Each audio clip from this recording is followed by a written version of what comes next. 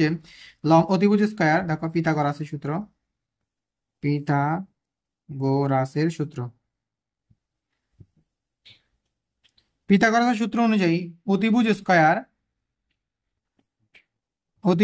Equal to লম্ব square plus ভূমি square, right?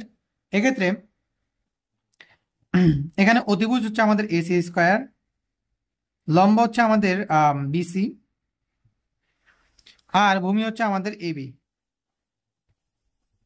আমাদের বের করতে হবে ভূমি, কারণ আমাদের অতিভুজ দেওয়া আছে 4 আর ভূমি লম্ব দেওয়া আছে আমাদের 3। আমাদের বের করতে হবে ভূমি, তো আমরা একটু সাইড চেঞ্জ করব। তো লম্ব এই পাশে প্লাস আছে, অতিভুজের সাথে এপাশে আসলে অতিভুজের সাথে কি হবে? Minus, right?